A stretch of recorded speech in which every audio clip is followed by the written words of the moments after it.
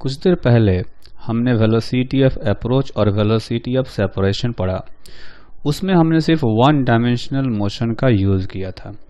अब हम लोग इसी रिलेटिव वेलोसिटी ऑफ अप्रोच और सेपरेशन को पढ़ेंगे, लेकिन टू डायमेंशनल मोशन में। जैसे कि मान लेते हैं अपने पास दो पार्टिकल है ना। एक पार्टिकल हो गया ये ए, और जो दूसरा पार्टिकल है ये है बी। ठीक, इन दोनों पार्टिकल के बीच में सेपरेशन जो है ये मान लेते हैं आर हो गया। इसको आर ए बी भी कह सकते हैं। ठीक, अब इनमें से एक पार्टिकल ए जो है वो कहीं इधर जा रहा है, जिसकी वेलोसिटी है वी ए, और ये जो एंगल है ये है थीटा ए।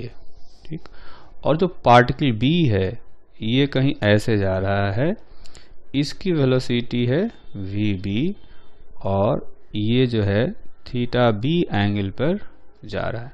तो जैसा कि रिलेटिव वेलोसिटी ऑफ अप्रोच और सेपरेशन में बताया गया कि हमें रिलेटिव वेलोसिटी निकालनी चाहिए किधर, लाइन ज्वाइनिंग के लॉन्ग, है ना। रिलेटिव वेलोसिटी ऑफ अप्रोच या जो सेपरेशन होता है ये होता है रिलेटिव वेलोसिटी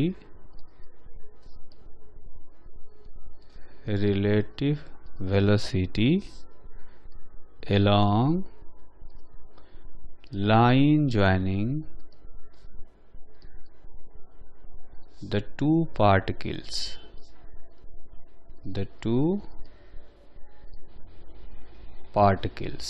ठीक, यही हमने अभी कुछ देर पहले पढ़ा था। अभी भी हम लोग वही यूज़ करेंगे। अभी क्या करेंगे कि ये जो वेलोसिटी है इनको रिजोल्व करेंगे, एक तो लाइन ज्वाइनिंग के पैरेलल और लाइन ज्वाइनिंग के परपेंडिकुलर। तो इधर वाला जो कंपोनेंट आएगा ये आएगा वी ए कॉस थीटा ए, और परपेंडिकुलर कंपोनेंट आएगा वी ए साइन थीटा ए। ठीक, उसी तरह से इस वी बी के दो कंपोनेंट आएंगे। एक कंपोनेंट आएगा इधर V V sine theta V, और एक कंपोनेंट आएगा लाइन ज्वाइनिंग के पैरेलल, है ना। इसको लिखेंगे V B cos theta B. तो अगर इन दोनों के बीच वेलोसिटी ऑफ अप्रोच फाइंड करना हो तो हम लोग कैसे निकालेंगे। वेलोसिटी ऑफ अप्रोच फाइंड करना हो तो जैसा कि कहा गया relative velocity along line joining निकालना है। ठीक है, तो चूंकि ये दोनों पार्टिकल देखेंगे लाइन ज्वाइनिंग के अलोंग पास में आ रहे हैं, है ना, तो लिखेंगे अगर ऐसा मान लिया जाए कि ये अपना x, ये हो गया x डायरेक्शन लाइन ज्वाइनिंग के पैरेलल, और ये हो गया y डायरेक्शन लाइन ज्वाइनिंग के परपेंडिकुलर। ठीक है, तो velocity of a with respect to b in x direction, यानी कि लाइन ज्वाइनिंग के अलोंग हमें ये निकालना है। तो क्या करेंगे, velocity of a in x direction minus velocity of b in x direction. ठीक, तो अगर a की वेलोसिटी को मैं लिखूंगा V A cos theta A minus V B X, क्या लिखूंगा मैं, b की वेलोसिटी x एक्सिस के पैरेलल, जो कि आएगा minus V B cos theta B. Minus इसलिए क्योंकि ये निगेटिव एक्स डायरेक्शन में, ये कंपोनेंट जो है वो आप देखेंगे इधर आ रहा है निगेटिव एक्स डायरेक्शन में। तो कुल मिलाकर के ये आ जाएगा V A cos theta A plus V B cos theta B. ठीक है, ये हो गया वेलोसिटी ऑफ अप्रोच, और इसी को हम लोग कह रहे हैं relative velocity along line joining और एक्स डायरेक्शन। ठीक, उसी तरह से परपेंडिकुलर डायरेक्शन में भी हम लोग निकाल सकते हैं velocity of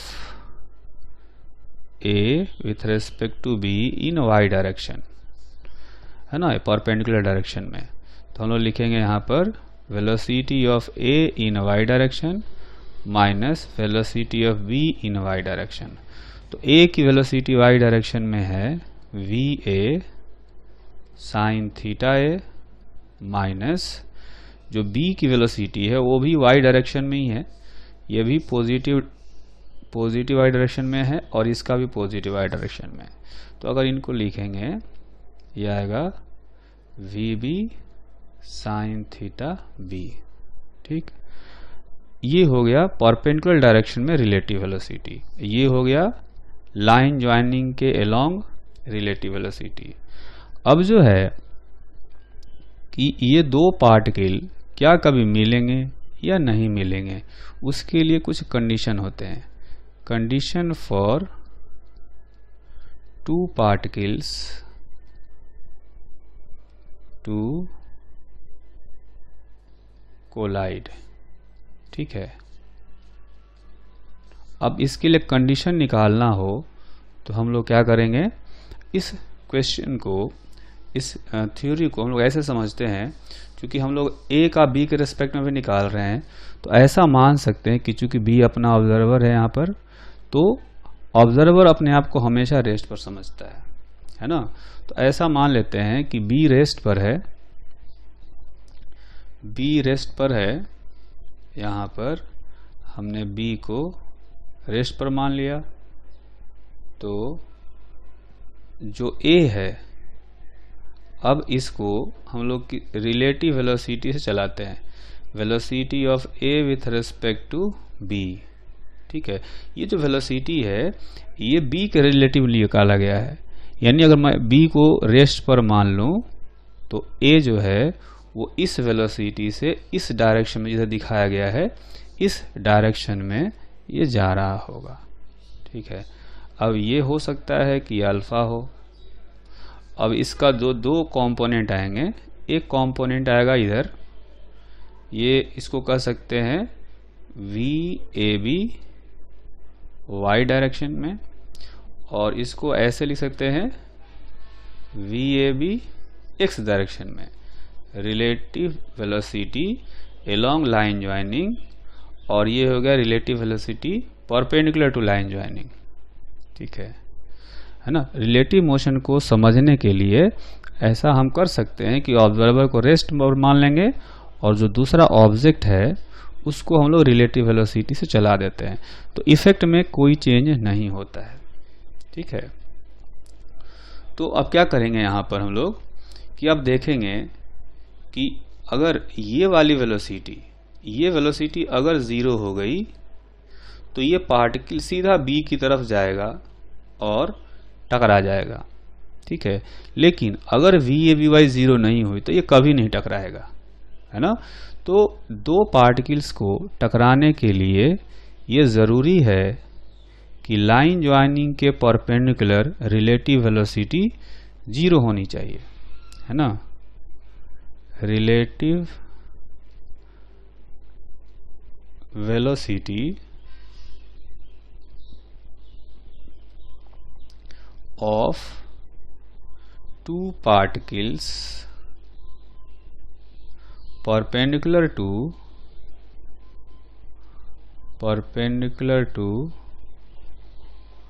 line joining must be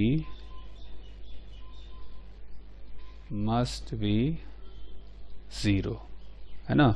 अगर ये ज़ीरो होगा तो इनका मतलब ये हुआ कि ए जो है बिल्कुल सीधे बी की तरफ जा रहा होगा और जा करके टकराएगा। तो इसका मतलब तो ये हुआ कि यहाँ पर ये वाली जो वेलोसिटी है, ये वाली वेलोसिटी, ये ज़ीरो होना चाहिए, नहीं, इसको ज़ीरो होना पड़ेगा। तो इसको हम लोग ऐसे समझते हैं कि अगर ये ज़ीरो होगा,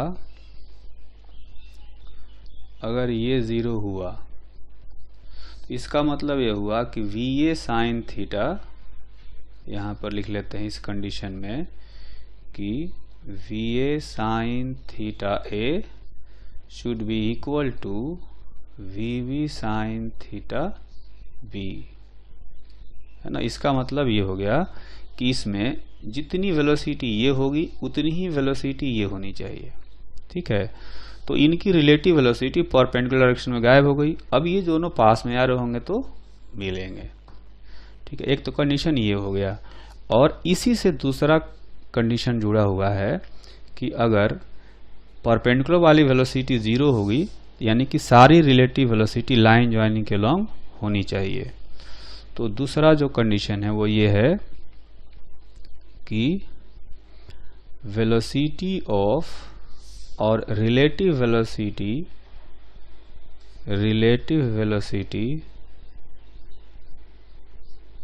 of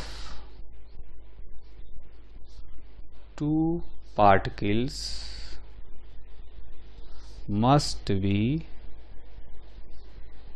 along line joining the two particles, line joining the two particles। अगर सारी रिलेटिव वेलोसिटी दोनों पार्टिकल्स का लाइन ज्वाइनिंग के अलोंग होगा तो सर्टेनली टकराएगा, ठीक है। और अगर ये टकराएगा तो कितने देर में टकराएगा, है ना। तो ये कह सकते हैं टाइम टेकन, मतलब कि if the two conditions are satisfied, मान लेते हैं कि दोनों कंडीशन सेटिस्फाई हो रहे हैं, दोनों टकरा रहे हैं, फिर time taken to collide, time taken to collide is equal to T, and T will be equal to, दोनों के बीच में जो सेपरेशन होगा, आप यहाँ फिगर देखें, दोनों ए और बी के बीच में जो सेपरेशन है वो है आर ए बी। तो ये डिस्टेंस और इनका velocity of approach, velocity of approach हमने यहाँ पर कैलकुलेट किया हुआ है, ठीक है। तो इसको लिखेंगे कि T is equal to relative separation divided by velocity of approach, है ना। तो रिलेटिव सेपरेशन यहाँ पर लिख सकते हैं आर ए बी जो भी है, divided by velocity of approach, velocity of A B in X direction, ठीक है। तो R A B divided by V A B अभी हमने यहाँ कैलकुलेट किया है, ये जो आया है यहाँ पर कि V A cos theta A plus V B cos theta B, है ना। आप देखेंगे कि दोनों जो है एक दूसरे की तरफ आ रहे हैं, ये इसकी तरफ जा रहा है, ये इसकी तरफ जा रहा है, तो वेलोसिटी ऑफ अप्रोच बढ़ जाएगा, दोनों वेलोसिटी ऐड हो जाएंगे, है ना। तो इनकी रिलेटिव वेलोसिटी मतलब काफ़ी तेज़ी से ये पास में आ रहे होंगे, तो हम लोग कहेंगे कि ये हो जाएगा V A cos theta A plus V B cos theta B, इतने टाइम में ये टकराएंगे, ठीक है। तो इसके लिए एक और चीज हम लोग पता कर सकते हैं कि अगर ये कंडीशन सेटिस्फाई हो रहा है तब तो ये टकराएंगे, अगर ये कंडीशन सेटिस्फाई नहीं हो रहा है फिर नहीं टकराएंगे, लेकिन पास में से गुजरेंगे। If these two conditions are not satisfied, then particles will not collide but pass through a minimum a minimum separation.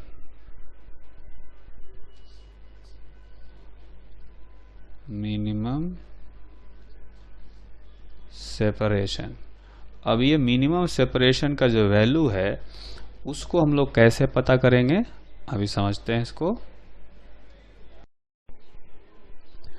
तो इसको समझने के लिए हम लोग एक फिगर बनाते हैं और इस फिगर में आप देखेंगे कि हम दो पार्टिकल बनाएंगे, है ना। एक पार्टिकल है A और दूसरा पार्टिकल है B। तो चूंकि हम लोग रिलेटिव मोशन A का B के रेस्पेक्ट में देख रहे हैं, इसलिए B को रेस्ट पर मान सकते हैं, है ना। B को रेस्ट पर मान लेंगे तो A को रिलेटिव वेलोसिटी से दौड़ाना पड़ेगा, है ना। तो A जो है इसको रिलेटिव वेलोसिटी से दौड़ा देते हैं।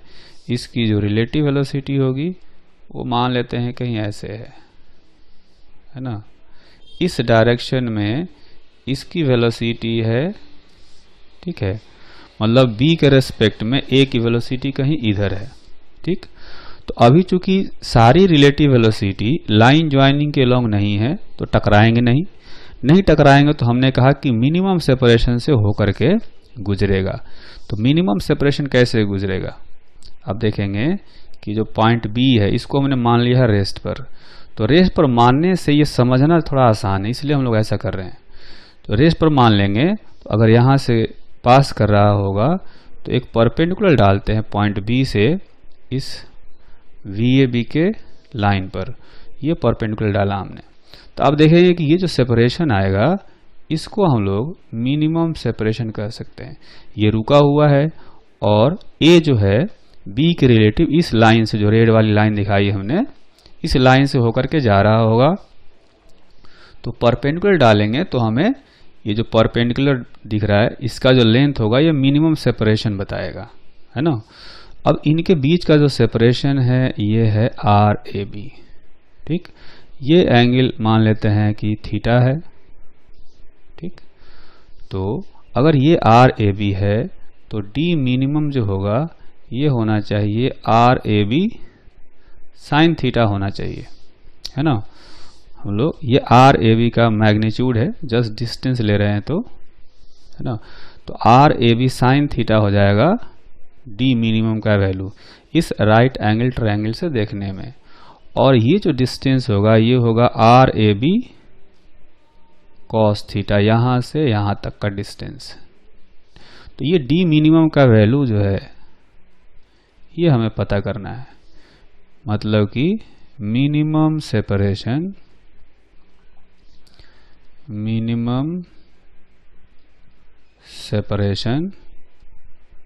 Between particles A and B। D minimum is equal to आएगा RAB साइन थीटा, और इसको हम लोग लिख सकते हैं कुछ इस तरह से RAB क्रॉस VAB का mod magnitude divided by VAB का मैग्नीट्यूड, ठीक है।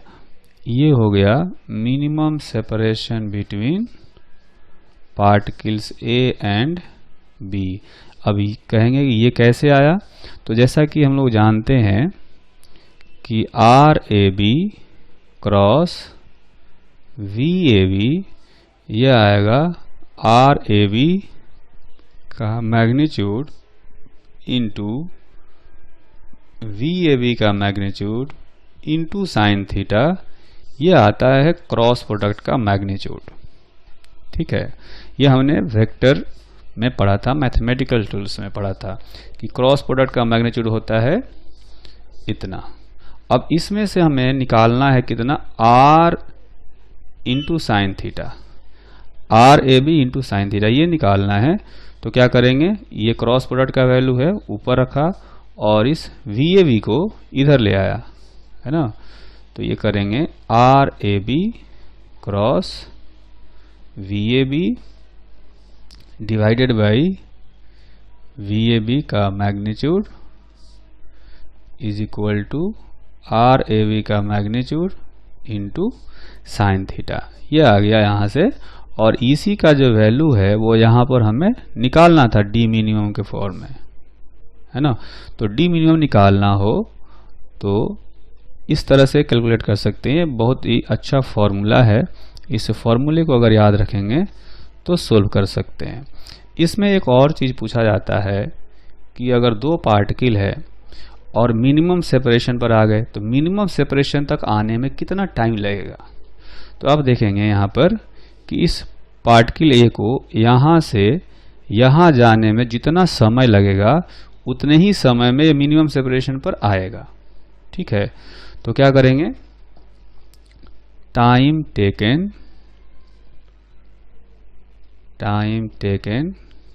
To come at minimum separation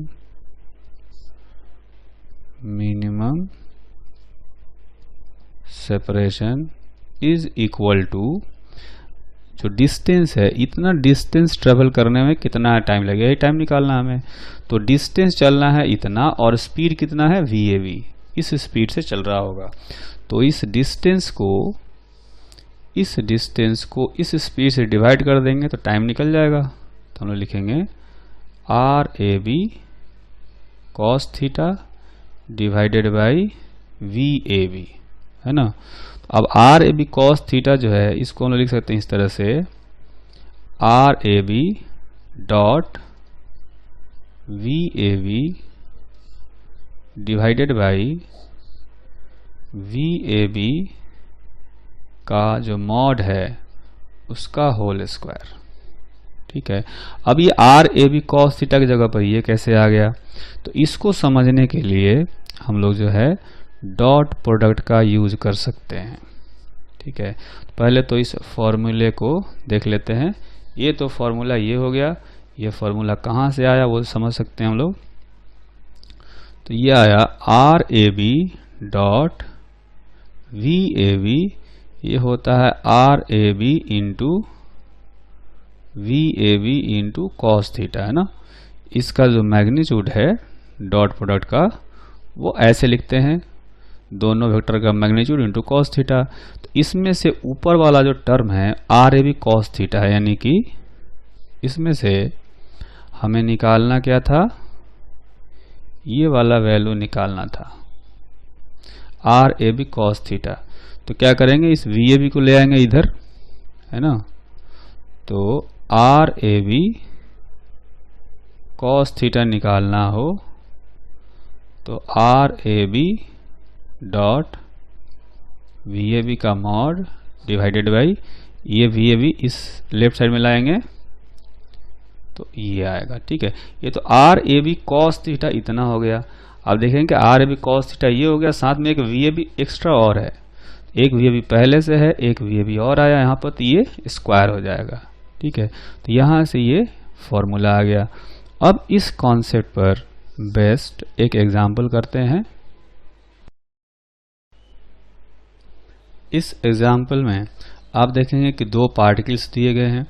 एक पार्टिकल A है जो कि ओरिजिन पर है और दूसरा पार्टिकल B है जो कि निगेटिव y एक्सिस पर है, ओरिजिन से डिस्टेंस नीचे, ठीक।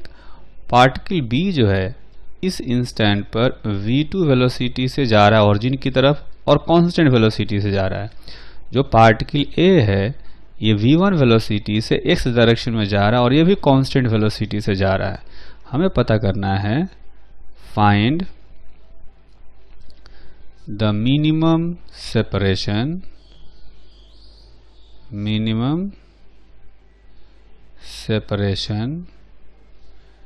बिटवीन A एंड B, ठीक। तो इसके लिए हम लोग क्या करेंगे, पहले इनका पोजीशन निकालते हैं, है ना। तो A का जो पोजीशन है वो है ओरिजिन पर, तो RA लिखेंगे 0, RB लिखेंगे -DJ कैप, क्योंकि पॉइंट B का जो कोऑर्डिनेट है वो है 0, x कोऑर्डिनेट 0 और y कोऑर्डिनेट -D। ए का कोऑर्डिनेट है 0 0, है ना। तो आर ए 0 हो गया और आर बी हो गया 0 i cap minus d j cap. अच्छा, ए की जो वेलोसिटी है इसको हम लोग लिख सकते हैं v1 आई कैप, और जो बी की वेलोसिटी है इसको लिख सकते हैं v2 जे कैप। v2 जो है पॉजिटिव y डायरेक्शन में है इसलिए plus j cap, v1 positive x direction में इसलिए आई कैप। ठीक, तो हम लोग ऐसे करें, अगर आर बी ए निकालते हैं तो आर बी ए का जो वैल्यू होगा उसको हम लिख सकते हैं r B minus R A, है ना। तो इसको लिखेंगे R B minus R A, यानी कि माइनस डी जे कैप, और आर ए तो 0 है। उसी तरह से वी बी ए निकाल सकते हैं, तो ये हो जाएगा V B minus V A, we B है v2 जे कैप और va है v1 आई कैप। ठीक, तो मिनिमम सेपरेशन का जो फॉर्मूला हमने डिराइव किया था वो फॉर्मूला आप देखेंगे तो ये है, यहाँ पर ये फॉर्मूला है। इस फॉर्मूले में R A B V A B लिया हुआ है, हम चाहे तो उल्टा ले सकते हैं, r b a we B a नीचे वी बी ए कर सकते हैं। ठीक है, हमें वैसे भी सिर्फ मैग्नीट्यूड लेना है। तो क्या करना है, इन दोनों का r का और v का cross product divided by relative velocity का मैग्नीट्यूड। तो यहाँ पर क्या करेंगे हम लोग कि अगर मिनिमम सेपरेशन निकालना हो तो हमें करना है आर बी ए और वी बी ए का जो क्रॉस प्रोडक्ट होगा उसका मैग्नीट्यूड लेना है और नीचे वी बी ए का मैग्नीट्यूड लेना है। ठीक, तो पहले आर बी ए को लिखेंगे तो आएगा minus d j cap cross product v B ए का जो वी बी ए जो वेक्टर है ये है v2 J cap minus v1 I cap. इनका क्रॉस प्रोडक्ट है और इसका हमें मॉड भी लेना है। ठीक, डिवाइडेड बाई वी बी ए का मैग्नीट्यूड, इसका मैग्नीट्यूड निकालेंगे तो आएगा under root v1 square plus v2 square. अब जो है आप मिनिमम सेपरेशन निकालेंगे तो क्या आएगा देखेंगे, j क्रॉस j 0 हो जाता है, तो इसका हम लोग इसके साथ में लेंगे तो आएगा d into v1, d into v1, और उसके बाद j क्रॉस i, तो j क्रॉस i होता है कितना, माइनस के कैप, माइनस और एक माइनस यहाँ आगे भी है तो प्लस के कैप। वैसे भी हमें के कैप नहीं लेना क्योंकि यहाँ मॉड लगाया हुआ है, हमें डायरेक्शन नहीं लेना।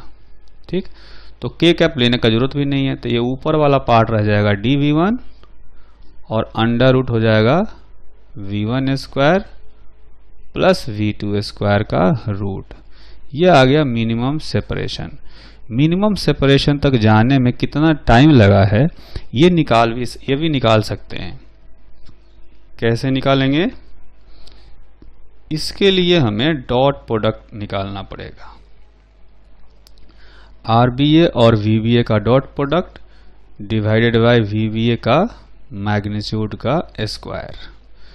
तो ये है minus d j cap dot V2 J cap minus V1 I cap, इनका डॉट प्रोडक्ट का मैग्नीट्यूड डिवाइडेड बाई ये जो VBA मैग्नीट्यूड निकाला था हमने उसका स्क्वायर है यहाँ पर, तो ये हो जाएगा V1 square plus V2 square.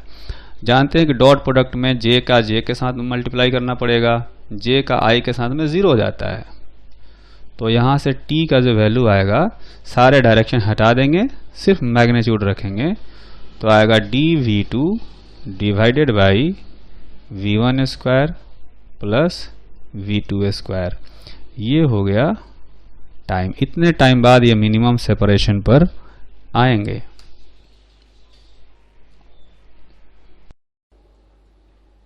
एक और एग्जाम्पल करते हैं। इस एग्जाम्पल में हमें बताया गया है for 2 particles A and B, it is given that RA is equal to 2I cap plus 3J cap, RB is equal to 6I cap plus 7J cap, 7J cap.